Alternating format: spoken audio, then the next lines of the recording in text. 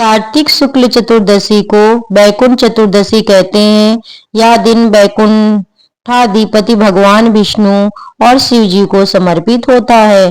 धार्मिक मानता है कि जो भी भक्त बैकुंठ चतुर्दशी के दिन भगवान विष्णु और भोलेनाथ की पूजा करता है, उसे स्वर्ग की प्राप्ति होती है। साथ ही जीवन के अंत समय में उसे भगवान विष्णु के धाम बैकुंठ में स्थान मिलता है।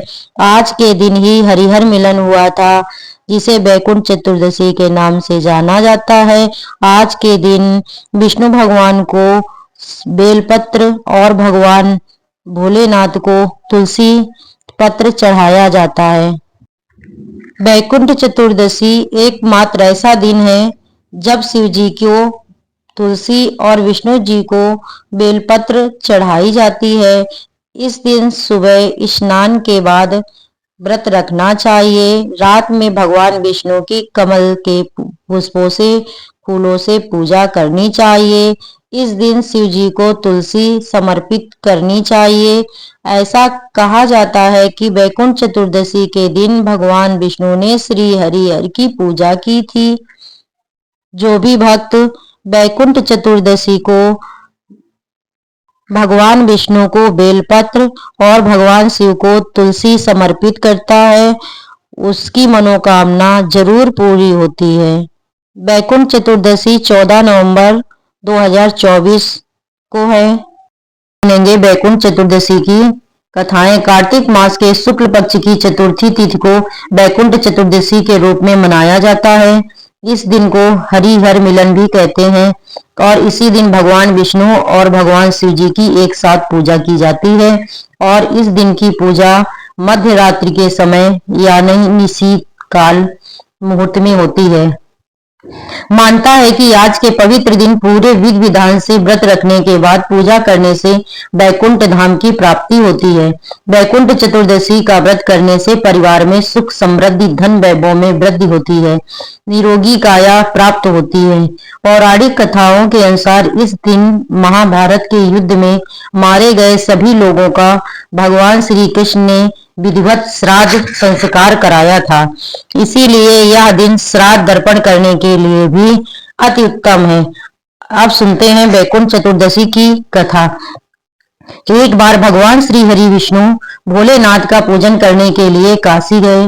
वहां पर मणकड़िका घाट पर स्नान करने के बाद उन्होंने 1000 स्वर्ण कमल पुष्पों से भगवान विश्वनाथ की पूजा का संकल्प लिया। अभिषेक करने के बाद जब श्री हरि पूजा करने लगे, तब भगवान शिव ने उनकी भक्ति की परीक्षा लेने के लिए एक कमल पुष्प को कम कर दिया। भगवान श्री हरि को अपने संकल्प के अनुसार भगवान शिव को 1000 कमल पुष्प अर्पित करने थे। अब जब एक कमल पुष्प गायब हो गया तो उन्होंने सोचा कि मेरी आंखें भी तो कमल के समान हैं और मुझे पुंडरीकाक्ष और कमल नयन भी कहा जाता है, तो क्यों ना मैं अपना एक नेत्र भगवान शिव को कमल पुष्प के बदले अर्पित कर दूं। यह सोचकर भगवान श्री हरि अपनी एक आंख चढ़ाने के लिए तैयार हो गए। तब भगवान विष्णु की इस अपार भक्ति से प्रसन्न होकर देव बोले, हे विष्णु, आपके समान संसार में मेरा दूसरा कोई भक्त नहीं है।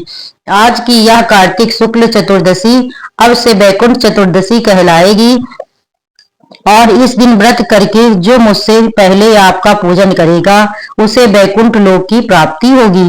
भगवान शिव ने श्री विष्णु जी को करोड़ों सूर्य की चमक के समान सुदर्शन चक्र भी प्रदान किया था और आज के दिन तो बैकुंठ लोक के द्वार में भी खुले रहते हैं। यदि कोई व्यक्ति पूरे विधि विधान से बैकुंठ चतुर्दशी का व्रत करता है तो वह बैकुंठ लोक में अपना स्थान सुनिश्चित कर लेता है। इस प्रकार बैकुंठ चतुर्दशी की पहली कथा पूर्ण हुई। अब सुनते हैं दूसरी कथा। प्राचीन समय में उज्जैन में धनेश्वर नाम का एक ब्राह्मण रहता था। वह चमड़ा और कंबल आदि का व्यापार करता था। मदिरा पान और वेश्या गमन आदि पूरे कर्मों में वह सदा लिप्त रहता था। दिन रात दुष्कर्म पाप में लीन रहता था। इसीलिए वह व्यापार करने के लिए नगर नगर घूमा करता। एक दिन व्यापार के लिए घूम रहा था कि घूमते घूमते वह महिष्मतिपुरी नगरी में जा पहुंचा। वह नगरी राजा महेश के द्वारा बसाई गई थी। उस समय पवित्र कार्तिक मास चल रहा था। उस समय वहां पर कार्तिक मास का व्रत करने वाले बहुत से लोग अनेकों गांवों से स्नान करने के लिए आए हुए थे।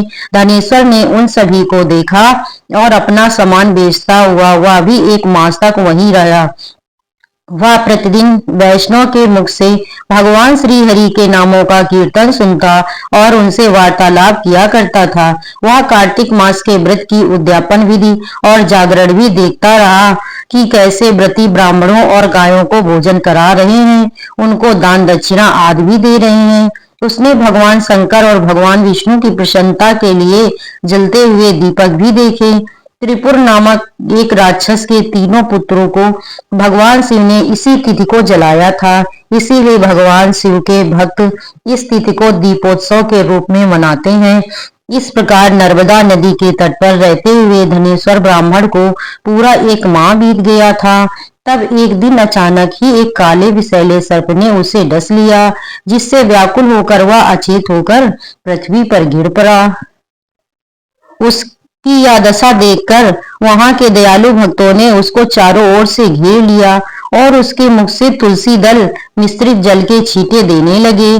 जब धनेश्वर के प्राण निकल गए तब यमदूतों ने आकर उसे बांध लिया और कोड़े बरसाते हुए उसे यमपुरी में भेज दिया।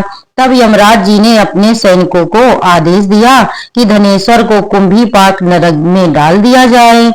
सेनापतियों ने धनेश्वर को कुंभीपाक नरक में ले जाकर गर्म तेल के कड़ाही में डालना चाहा तो वह कुंड शीतल हो गया, ठंडा हो गया। यह देखकर सभी यमदूत हैरान रह गए और उन्होंने सोचा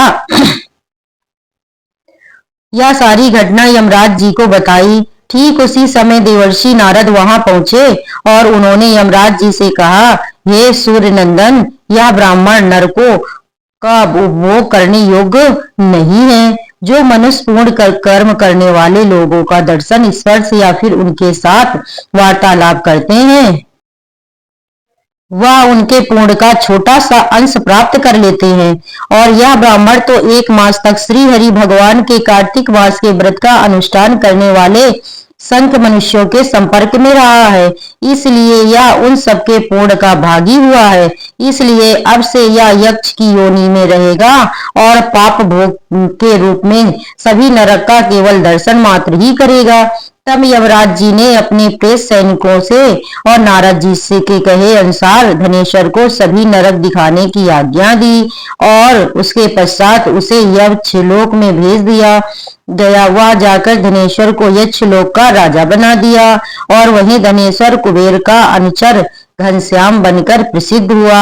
हे प्रभु, जैसे आपने धनेश्वर को सभी पापों से मुक्त किया, उसी प्रकार इस कथा को कहने और सुनने या हुकार भरने वाले सभी भक्तों पर कृपा करना। इस प्रकार वैकुंठ चतुर्दशी की दूसरी कथा पूर्ण हुई। आप सुनते हैं तीसरी कथा। एक बार देवर्षि नारद जी पृथ्वी लोक से घूमकर वैकुंठ लोक में गए। भगवान विष्णु ने उन्हें आदर पूर्वक बिठाया और प्रसन्न होकर उनके आने का कारण पूछा। तब नारद जी बोले, हे प्रभु, आप तो अंतर्यामी हैं, आप तो सब कुछ जानते हैं। आप अपना नाम कृपा निधान रखा है, इससे आपके जो प्रिय भक्त हैं प्रभु वही केवल आपका धाम पा लेते हैं। जो सामान्य नर नारी है वह भव सागर से वंचित रह जाते हैं। इसलिए आप मुझे कोई ऐसा सरल उपाय बताइए जिससे कि सामान्य से सामान्य भक्त भी आपकी भक्ति करके मुक्ति को प्राप्त कर सके।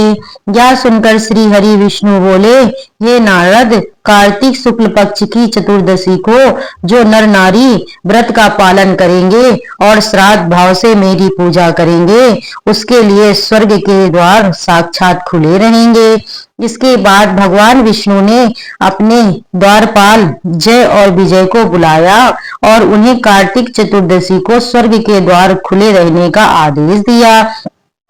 साथ ही भगवान ने यह भी कहा कि इन दिनों जो भी भक्त मेरा नाम लेकर पूजन करेगा वह वैकुंठ धाम को प्राप्त करेगा। इस प्रकार वैकुंठ चतुर्दशी की तीसरी कथा पूर्ण हुई। चतुर्दशी तिथि भगवान शिव को समर्पित मानी जाती है, लेकिन कार्तिक शुक्ल चतुर्दशी तिथि के दिन भगवान विष्णु का भी पूजन किया जाता है। इस दिन को हरिहर मिलन के रूप में मनाया जाता है। आज के दिन ही भगवान शिव ने भगवान श्री विष्णु को चतुर्मास के दिनों में संभाले गए सृष्टि के संचालन का कार्यभार पुनः सौंप देते हैं। इसलिए जो भक्त सच्चे मन से पूजा करके भगवान शिव को तुलसी जी की पत्तियां और भगवान विष्णु को बेलपत्र समर्पित करता है, उसके जीवन के सारे दुख भगवान शिव और भगवान विष्णु हर लेते हैं। आज के दिन दीपदान का भी बहुत ही महत्वपूर्ण माना जाता है। दीपदान करके आप वैकुंठ चतुर्दशी का पूर्ण फल प्राप्त कर सकते हैं। दोस्तों, मेरा ये वीडियो आपको अच्छा लगे तो लाइक और सब्सक्राइब अवश्य करें, क्योंकि आपके लाइक और सब्सक्राइब मेरे लिए बहुत ही महत्वपूर्ण है। दोस्तों, आपके सपोर्ट की मुझे बहुत ही आवश्यकता है। धन्यवाद दोस्तों।